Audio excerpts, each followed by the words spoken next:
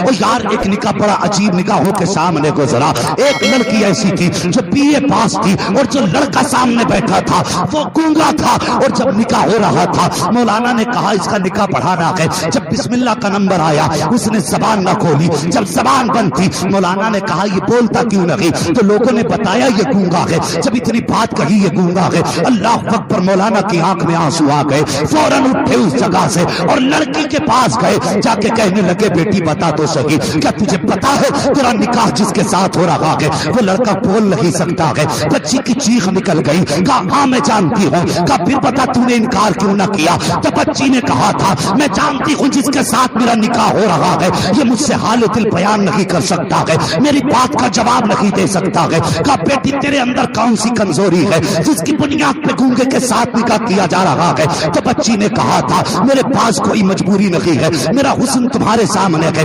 تعلیم بھی میری تمہارے سامنے ہے, الحمدللہ میں پڑھی بھی ہوں, لکھی بھی ہوں, ہر ہنر میرے اندر ہے. کہا پھر تو نے انکار کیوں نہ کیا؟ اب بچی کا جواب سننا نصرت پور کے غیور مسلمان ہو. بچی نے کہا تھا میں جانتی ہوں یہ گونگا ہے لیکن اگر میں انکار کر دیتی تو میرے باپ کی عزت, میری اس باپ کی عزت چلی جاتی, میرے باپ کی زبان کا بھرم ٹوٹ جاتا. بچی نے کہا اگر اس کے گھر میں رہوں گی تو صرف مجھے شرمندگی ہوگی, اگر رشتہ توڑ دیا تو میرا باپ سماج میں منہ دکھانے کے لائق نہیں رہ جائے گا, میرا باپ سماج کا سامنا نہ کر پائے گا. اللہ اکبر, یہ بیٹی ہوتی ہے جو باپ کی زبان کے لیے اپنی زندگی کو قربانی پہ لگا دیا کرتی ہیں لیکن کبھی باپ کے خلاف زبان نہیں کھولا کرتی ہیں. اور میں تم سے پوچھنا چاہتا ہوں بھائی, کبھی یہ تمنا مت کرنا ایسی لڑکی سے نکاح کریں گے جہاں سے 8 پہیا ملے, ہمیں 10 پہیا ملے. نہیں, یہ نیت کر کے اپنی زندگی کو آگے بڑھائیے کہ ہم کسی غریب بیٹی کا سہارا بنیں گے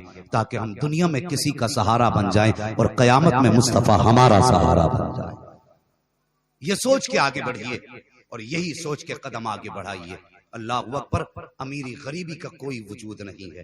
مولا کائنات مولا علی رضی اللہ تعالیٰ عنہ, کائنات میں کوئی حضرت فاطمہ سے زیادہ شان والی بیٹی نہیں ہو سکتی اور حضرت علی سے زیادہ شان والا کوئی مصطفیٰ کا امتی نہیں ہے. کوئی یہ نہ کہ حضرت ابوبکر صدیق, عثمان و غنی, ہاں یہ ترتیب کے اعتبار سے بزرگ ہیں لیکن میں بتاؤں کتنا نصیب حضرت علی کا بلند ہے. اللہ اکبر, جن کے حصے میں نبی کی شہزادی حضرت فاطمہ آئی ہیں. جب نکاح کا ارادہ فرمایا حضرت علی نے, حضرت عمر فاروق اعظم نے کہا علی حضور سے ان کی بیٹی کا ہاتھ کیوں نہیں مانگ لیتے؟ جب اتنی بات کہی کہنے لگے کہاں میں کہاں حضور, میری اوقات کیا میں ان سے جا کے ان کی بیٹی کا ہاتھ مانگوں؟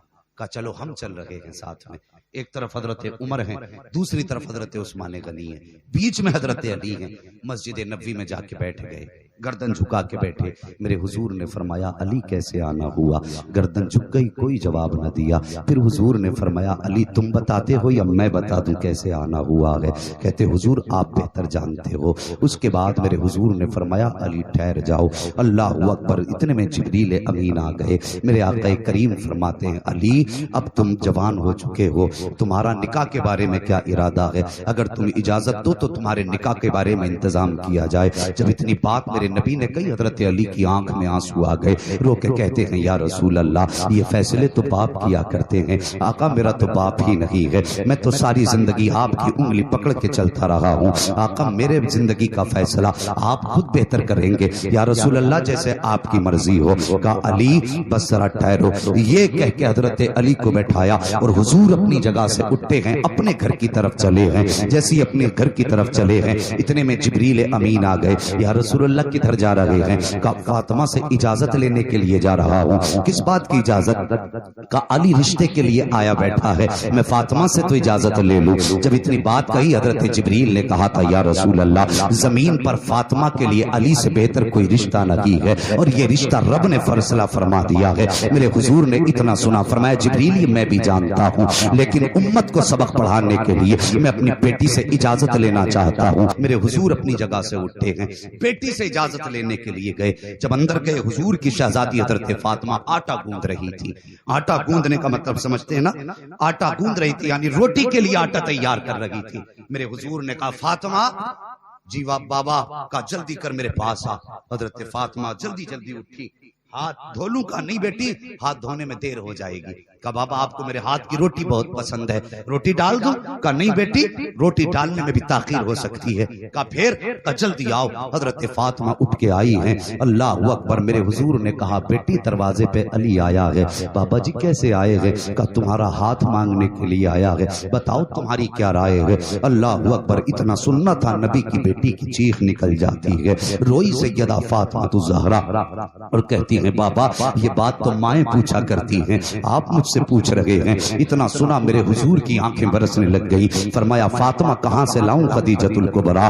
جب وہ دنیا سے گئی تھی تیرا ہاتھ میرے ہاتھ میں دے کے کہا تھا آقا میں تو جا رہی ہوں لیکن میری فاطمہ کو کبھی ماں کی کمی محسوس مت ہونے دینا۔ اے میری بیٹی ساری زندگی باپ کا پیار بھی میں نے تجھے دیا ہے، ماں کا پیار بھی میں نے تجھے دیا ہے، اے فاطمہ بتا تو صحیح کہاں سے لاؤں خدیجۃ الکبریٰ؟ کا والد پھر آپ کی مرضی ہے، جیسا چاہے آپ فیصلہ فرما دیجئے۔ اللہ اکبر، میرے حضور نے بیٹی سے اجازت لی ہے۔ اس کے بعد حضرت علی کا حضرت فاطمہ سے عقد ہو جا رہا ہے، اور پھر جب رخصتی کی باری آئی ہے، ذرا غور سے سننا پیارے، اللہ اکبر، جب رخصتی کی باری آئی ہے حضرت فاطمہ الزہرا کو رخصت کیا جانے لگا، میرے حضور نے بیٹی کو سینے سے لگایا، لگانے کے بعد کہا تھا ام سلمہ کہا جی، کا گھر میں کوئی نئی چادر ہو تو لا کر کے دے دو۔ اللہ اکبر، اتنی بات کہی ہے، حضرت ام سلمہ اندر گئی ہیں، تھوڑی دیر کے بعد باہر تشریف لے آئی ہیں، یا رسول اللہ گھر میں کوئی چادر لگی ہے، گھر میں کوئی بھی چادر لگی ہے؟ میرے حضور نے فرمایا کوئی تو چادر ہوگی، آپ کے بغل کے نیچے ایک چادر تھی۔ کہا حضور گھر کے اندر صرف ایک چادر ہے،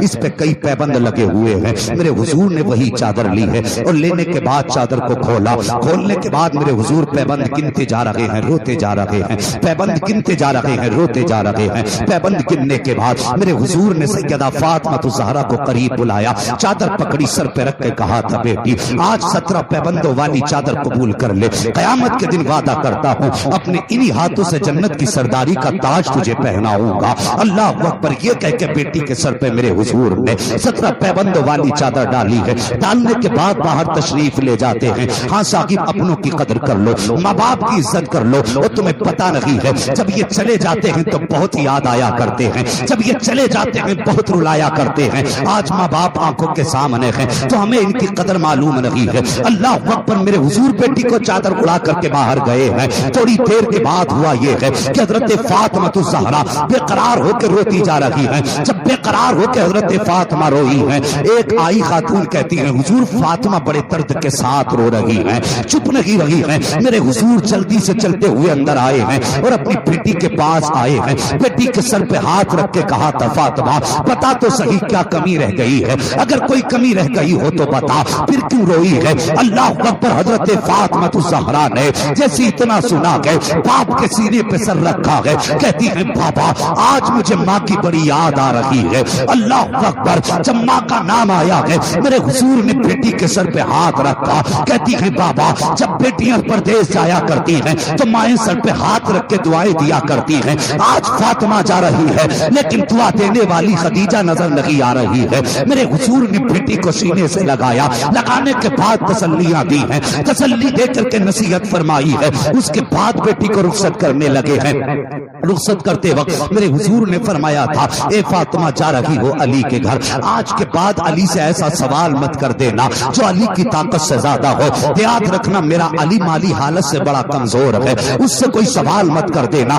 یہ کہہ کے بیٹی کو حضور رخصت کر رہے ہیں۔ جب بیٹی کو میرے حضور نے یہ کہہ کے رخصت کیا ہے، اللہ اکبر، عجیب منظر تھا، عجیب حال تھا۔ نبی کی شہزادی گھر سے چلی ہیں تو پورے مدینے کی گلیوں میں فرشتوں کی بارات نظر آ رہی تھی۔ جب حضرت فاطمہ الزہرا رخصت ہو کر کے علی کے آنگن میں آئی ہے، ایک دن گزرا ہے، 2 دن گزرے ہیں، 3 دن گزرنے کے بعد ایک دن حضرت علی نے چہرہ دیکھا، دیکھنے کے بعد کہتے ہیں فاطمہ کیا بات ہے، آج تمہارے چہرے پہ زردی نظر آ رہی ہے، بڑی کمزور ہو گئی ہو، بات کیا ہے؟ تیسرے دن حضرت فاطمہ نے کہا تھا علی آج 3 دن ہو گئے ہیں میں نے ایک لقمہ روٹی کا نہیں کھایا ہے۔ کہا فاطمہ کیوں نہیں کھایا؟ کہا علی تمہارے گھر کے اندر مجھے روٹی نہ ملی اور میں نے تم سے سوال نہ کیا۔ حضرت علی نے کہا تھا فاطمہ مانگ لیا ہوتا، کیوں نہیں بتایا روٹی نہیں ہے گھر میں؟ حضرت فاطمہ کہتی ہیں اے علی تمہیں کیسے بتا سکتی تھی؟ جب میں گھر سے چلی تھی میرے باپ نے کہا تھا بیٹی علی سے سوال مت کر دینا، کہ اگر میں سوال کر دیتی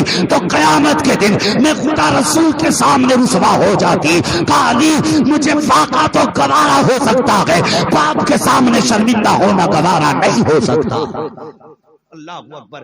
یہ تعلیم میرے حضور نے بیٹی کو دی اور پوری زندگی صبر کے سانچے میں حضرت علی کے گھر گزاری۔ اور بیٹیوں میری بات سن رہی ہو تو دل پہ میری بات لکھنا، پوری زندگی صبر کے سانچے میں گزاری اور کیسا صبر کیا، خدا کی قسم کائنات میں ایسے صبر کی مثالیں ہی نہیں ملتی۔ حضرت علی فرماتے ایک دن میں اٹھانا، رات میں میری آنکھ کھلی، میں نے دیکھا اچانک کس چیز کے گرنے کی آواز آئی۔ فرماتے میں اٹھا، میں نے اٹھ کے دیکھا تو فاطمہ مصلی پہ گری گئی تھی، فاطمہ مصلی پہ گر گئی تھی۔ فرماتے میں دوڑ کے گیا، میں نے اٹھایا فاطمہ کو، کیا بات ہے فاطمہ؟ کہنے لگی علی کمزوری اتنی آ گئی کہ کھڑا نہیں ہوا جاتا۔ اللہ اکبر، یہ نبی کی بیٹی کی کہانی ہے۔ کہتی اتنی کمزوری آ گئی کہ کھڑا نہیں ہوا جاتا۔ حضرت علی نے سہارا دے کے بیٹھایا اور اس کے بعد فجر کی اذان ہو گئی۔ جلدی سے فجر کی نماز پڑھنے کے ارادے سے نکلے، خیال آیا علی فاطمہ بھوکی ہے۔ نماز پڑھنے گیا تو کھانے کے انتظام میں دیر ہو جائے گی، لیکن خیال آیا علی نماز ضروری ہے، پہلے نماز پڑھنے گئے۔ فجر کی نماز کے بعد سوچا کہ گھر کی طرف جاؤں، لیکن ہمت جواب دے گئی۔ سوچنے لگے اگر حضور سے ملاقات ہوئی، نبی پوچھیں گے علی میری فاطمہ کیسی ہے؟ روز میرے حضور پوچھتے تھے، سب سے پہلے صبح کو فجر میں پوچھتے تھے علی میری فاطمہ کیسی ہے؟ کہنے لگے میرے دل میں خیال آیا اگر حضور کے پاس گیا اور حضور نے پوچھا میری فاطمہ کیسی ہے تو کیا جواب دوں گا؟ یہ سوچ کے دروازے سے لوٹ گئے، بازار میں گئے، صبح سے دوپہر ہو گئی، کچھ نہ مل سکا، کہیں کام نہ لگا، پورے شہر میں جنگلوں میں گھومے، کسی نے پانی تک کا کام نہ دیا۔ اور جب کوئی کام نہ لگا گردن جھکائی، واپس آ رہے تھے، راستے میں اللہ اکبر ایک شخص ملا، اس کے ہاتھ میں اونٹ کی رسی تھی، اونٹ کی رسی تھی۔ اس نے کہا علی میں یہ اونٹ بیچ رہا ہوں، خریدو گے؟ اللہ اکبر۔ کہنے لگے میرے پاس پیسے نہیں ہیں۔ اس نے کہا بعد میں پیسے دے دینا، پہلے اونٹ خرید لو اور اسے بیچ کے پیسے دے دینا۔ فرماتے میں نے رسی لی اور چلا گئے۔ دوسرا شخص آگے مل گیا کہ علی اونٹ بیچ رہے؟ کہنے لگے ہاں۔ فرمانے لگے اس نے قیمت پوچھی، میں نے بتا دی۔ کہنے لگے جیسے 100 درہم میں نے خریدا تھا 110 میں بیچ دیا۔ پھر میرے دل میں خیال آیا پہلے اس کی قیمت دوں جس نے مجھے 100 درہم میں بیچا تھا، بعد میں باقی قیمت گھر لے کے جاؤں گا۔ فرماتے پورے شہر میں گھوما لیکن مجھے وہ شخص نہیں ملا۔ میں نے اپنے غلام کو قمبر کو بھیجا تلاش کر، کہیں اونٹ کا مالک ملا۔ فرماتے سب میں تلاش کیا، اونٹ کا مالک نہ ملا۔ پھر کہنے لگے میں پریشان ہو گیا، اس سوچ میں پریشان تھا یہ 100 روپے کہاں ڈالوں؟ مالک نہیں ملا تو میں یہ کہاں ڈالوں؟ فکر ہوئی کہ کسے دیں جا کر کے۔ کہنے لگے چلو چلتے ہیں۔ واپس آئے، سامنے دیکھا حضور بھی بیٹھے ہیں، حضرت فاطمہ بھی بیٹھی ہیں، اور دیکھ کے علی کو مسکرانے لگے۔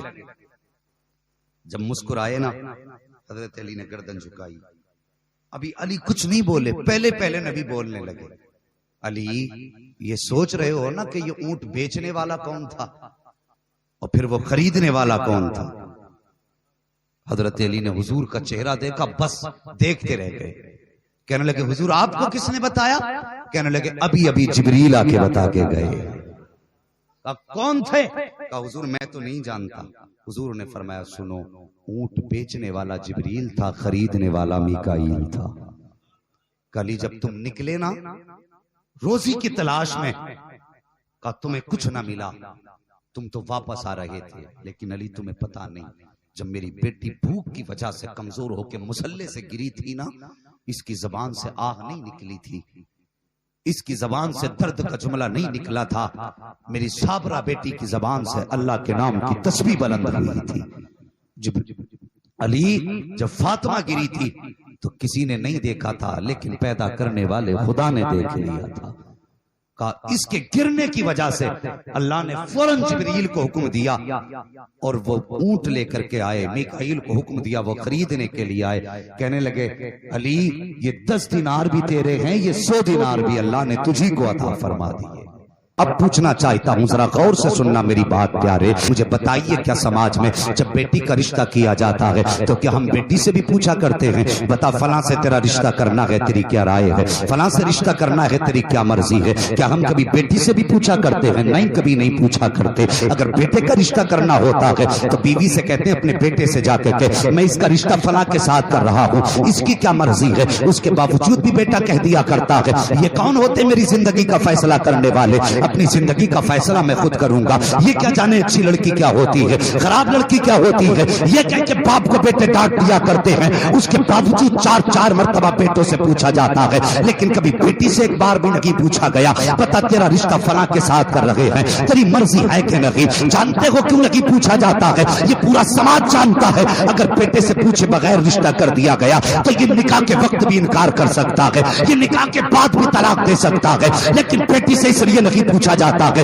کہ بیٹی بڑی سیدھی ہوا کرتے ہیں, یہ ہمیشہ باپ کی عزت پہ مرا کرتی ہے. باپ جب رشتہ کر کے آتا ہے کبھی بیٹی یہ نہیں کہتی ہے اے میرے باپ بتا تو سکی تو نے کس کے ساتھ میرا رشتہ کیا ہے, کہیں کسی شرابی کے ہاتھ میں ہاتھ تو نہیں دے کے آیا ہے, کسی چواری کے ہاتھ میں ہاتھ تو دے کے نہیں آیا ہے, کسی اپاہج کے ہاتھ میں ہاتھ تو نہیں دیا ہے, کسی کمزرف کے ہاتھ میں ہاتھ تو نہیں دیا ہے. اور میں پوچھنا چاہتا ہوں کیا بیٹی کا دل نہیں ہوتا ہے, کیا وہ اپنے نکاح کا فیصلہ نہیں کر سکتی ہے؟ اگر دل ہوتا ہے تو پھر پوچھا کیوں نہیں جاتا ہے؟ صرف اس لیے کہ جس کے گھوٹے سے جا کے باندھ دو بیٹی کبھی انکار نہیں کر سکتی ہے, جس گھر میں جا کے ڈال دو بیٹی کبھی نکلا نہیں کرتی ہے. آج کتنے گھروں کی کہانی یہ نہیں ہے, آئے دن لوگ کہتے ہیں کہ صاحب کچھ تو ایسا بیان کرو کہ ہمارے گھر کے جھگڑے ختم ہو جائیں. وہ یار ذرا سا نمک زیادہ ہو گیا تم نے جوتا اٹھایا بیوی پہ شروع ہو گئے, ذرا سا پانی کم ہو گیا تم نے ڈنڈا اٹھایا شروع ہو گئے. میں پوچھنا چاہتا ہوں کس پر ہاتھ اٹھا رہا ہے؟ وہ جو تیرے گھر میں آئی ہے یہ تیری بیوی ضرور ہے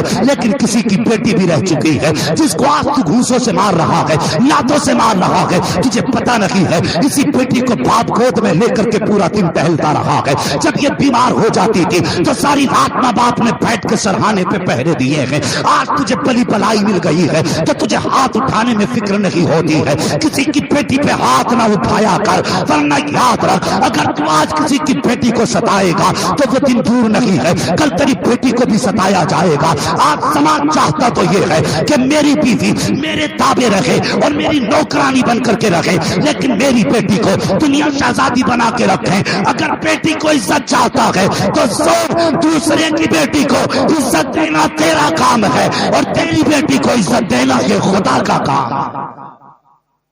مہربانی کرو ہاتھ سوچ سمجھ کے اٹھایا کرو اور بلا وجہ میں کسی کو نہ ستایا کرو. اور جو یہ سمجھتے ہیں عورت پیر کی جوتی ہے, لیکن یہ بھی یاد رکھ جب مر کے قیامت میں آئے گا سب سے پہلے حقوق العباد کے بارے میں جو تجھ سے سوال ہوگا نا تو سن, تجھ سے تیری بیوی کے بارے میں سب سے پہلے پوچھا جائے گا. سب سے پہلے تمہاری بیوی کے بارے میں پوچھا جائے گا اور کہا جائے گا بتا جو 3 مرتبہ قبول قبول کہنے کے بعد تیرے بستر پہ آ کے بیٹھ گئی تھی, جس نے تیری بیوی بننے کے بعد اپنے گھر کے ساری سہیلیوں کے ناطے توڑ دیے, اپنے ماں باپ چھوڑ دیے, جس آنگن میں کھیل کود کے پلی بڑی تھی وہ آنگن چھوڑا اور سب کچھ چھوڑ کے تیرے ساتھ کھڑی ہو گئی. اور بتا جو تیرے اشاروں پہ چلتی رہی, تو نے کہا بیٹھ تو بیٹھ جاتی تھی, تو نے کہا لیٹ تو لیٹ جاتی تھی, تو نے کہا اٹھ تو اٹھ کے کھڑی ہو جاتی تھی. اس نے کبھی مرض کو مرض نہ جانا, اس نے کبھی موسم کو موسم نہ سمجھا, وہ تیرے اشاروں پہ چلتی رہی. بتا اس کے ساتھ اس کا حق کیسا ادا کر کے آیا ہے؟ جھگڑے ہوتے میاں بیوی کے گھروں میں, لیکن اس کا مطلب یہ نہیں ہے کہ جان کے دشمن بن جاؤ, طلاق کی نوبت آ جائے. جھگڑے ہوا کرتے ہیں اکثر گھروں میں. ایک دن کسی بات پہ حضرت علی حضرت فاطمہ کی آپس میں انبن ہو گئی, ذرا سی ناراضی ہو گئی. حضرت علی غصے میں فوراً گھر سے نکل گئے. حضور بیٹی سے ملنے آتے ہی تھے. ایک دن جب حضور آئے گھر کے اندر, حضرت فاطمہ کی آنکھ میں آنسو تھے. فرمایا فاطمہ آنکھ میں آنسو کیوں ہیں؟ جب اتنا سنا کہنے لگی حضور ابھی علی ناراض ہو کے چلے گئے. آج سنے میری ماں بہنیں, بات بات میں شوہروں کو تانے, گالیاں, طرح طرح کی بددعائیں. کتنی تو ایسی ہوتی کہتی ہیں ایسا جا کے تو لوٹ کے واپس ہی نہ. وہ زبان کو لگام لے, تجھے پتا نہیں شوہر ہے کیا, تو جانتی نہیں ابھی. خدا کی قسم یہ شوہر وہ ہے جس کی وجہ سے گھر میں تیری حکمرانی ہے. جس دن یہ چلا گیا کوئی تجھے پوچھنے والا نہیں ہوگا.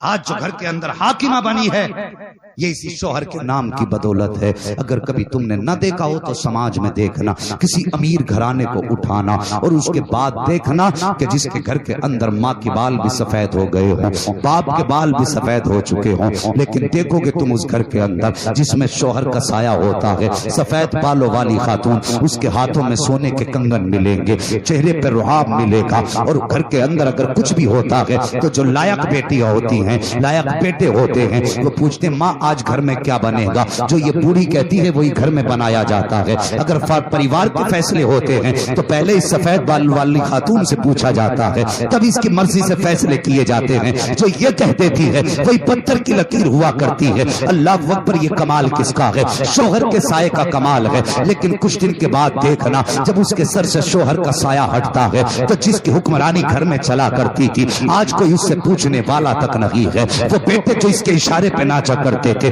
باپ کے دفن کے بعد سب سے پہلے جائیداد کا حساب لگایا کرتے ہیں۔ کوئی کہتا ہے یہ مکان میرا ہے، کوئی کہتا ہے یہ مکان میرا ہے، ایک کہتا ہے اس کو میں لوں گا، دوسرا کہتا مارکیٹ کو میں لوں گا۔ یہ اپنی اپنی جائیداد میں جھگڑا کر رہے ہیں۔ آج وہ خاتون سوچ رہی ہے، کل جس کی حکمرانی تھی آج وہ خیال کر رہی ہے، یہ جائیداد کو اپنا رہے ہیں۔ آج کوئی مجھے لینے کے لیے تیار نہیں ہے، آج کوئی یہ کہنے تیار نہیں ہے کہ ماں میری ہے۔ اللہ اکبر، آج جو تیری حکومت گھر کے اندر ہے یہ شوہر کی وجہ سے ہے۔ جس دن یہ سفید کفن پہن کے نکل جائے گا اس دن کوئی تجھے عزت کی نگاہ سے دیکھنے والا نہیں ہوگا۔ اور روٹی تو بڑی بات ہے، کوئی تجھے کھانے کو پوچھنے والا نہیں ہوگا۔ اور تجھے خدا کا واسطہ اپنے شوہر کو زندگی کا تاج سمجھ کے رکھا کر، جب یہ گھر سے نکلا کرے تو سجدے میں سر رکھ کے دعائیں کیا کر، یا اللہ سہاگن چھوڑ کے گیا ہے، جب واپس آئے تو سہاگ کے جوڑے میں ملوں۔ کبھی ایسا نہ ہو کہ سہاگن چھوڑ کے جائے، بیوہ کے وجود میں مجھے دیکھے۔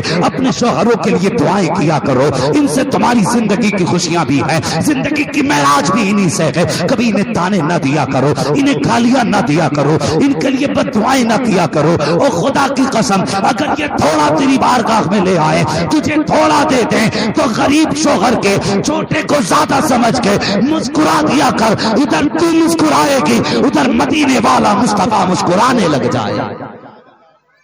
آج بات بات پہ گالیاں، گھر گھر کے جھگڑے۔ اور یار یہ میاں بیوی زندگی کے گاڑی کے دو پہیے ہوتے ہیں۔ اور دوسری بات میں کہہ دوں، شوہر ڈرائیور ہے گاڑی کا، بیوی کنڈکٹر ہے، اور جو اس کا پریوار ہے، فیملی ہے، وہ اس سواری میں سوار لوگ ہیں۔ اگر ڈرائیور کو کچھ ہوا تو سمجھ سکتے ہو گاڑی کہاں جائے گی، کنڈکٹر کو اگر کچھ ہوا تو سمجھ سکتے ہو سواری کا کیا حال ہوگا۔ اس لیے ضروری ہے، میاں بیوی زندگی کے دو پہیے ہیں، دونوں کو آپس میں ایک دوسرے کے ساتھ اتفاق و اتحاد کے ساتھ رہنا چاہیے۔ شوہر بادشاہ ہے، بیوی اس کی وزیر ہے۔ جب شوہر شام کو آتا ہے، یہ گھر ان کی سلطنت ہے، پوری سلطنت کی کہانی شوہر کو بیوی بتاتی ہے۔ بیوی سے شوہر پوچھا کرتا ہے کہ بتا تو صحیح آج بچوں نے دن کیسا گزارا، کیا کھایا کیا نہیں کھایا، کوئی پریشانی تو نہیں آئی؟ بیوی ساری بات بتاتی ہے۔ یہ مشیر ہے، یہ وزیر ہے شوہر کی گھر کے اندر۔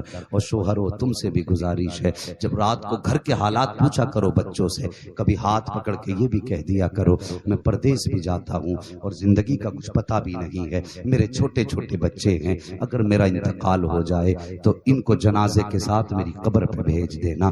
بے شک میری نماز جنازہ کوئی مفتی پڑھائے گا، میری نماز جنازہ کوئی بڑے سے بڑا علامہ پڑھائے گا، میری نماز جنازہ کوئی پیر پڑھائے، لیکن فرق ہوتا ہے صاحب، فرق ہوتا ہے، بڑے سے بڑا پیر نماز جنازہ پڑھائے لیکن اس کے بعد بچوں سے کہہ دیا کرو، اپنی بیوی کو سمجھایا کر کہ میرے یہ 4 سال کے بیٹے کو جنازے کے ساتھ بھیج دینا، اور اس سے کہہ دینا کہ جب باپ کو قبر میں اتار دیا جائے، لوگ مٹی ڈال کے واپس آئے نا، یہ اپنے اپنے چھوٹے چھوٹے ہاتھ اٹھا دے اور رب کی بارگاہ میں جو بھی اس کو آتا ہو، کلمہ آتا ہو تو کلمہ پڑھ لے، بسم اللہ آتی ہو بسم اللہ پڑھ لے، اور اس کے بعد قبر پہ ہاتھ اٹھا کے کہہ دے یا اللہ یہ میرے باپ کی قبر ہے، یہ دنیا سے چلا گیا ہے، یا اللہ اس کی مغفرت فرما دے۔ میں کہتا ہوں صاحب ہو سکتا ہے پیر کی دعا واپس کر دی جائے، ہو سکتا ہے مفتی کی دعا رد کر دی جائے، یہ بھی ہو سکتا ہے عالم کی دعا رد کر دی جائے، یہ بھی ہو سکتا ہے قاری کی دعا رد کر دی جائے، لیکن جو تیرا چھوٹا سا بچہ 4 سال کا بچہ تیری قبر پہ ہاتھ اٹھا کے کہے گا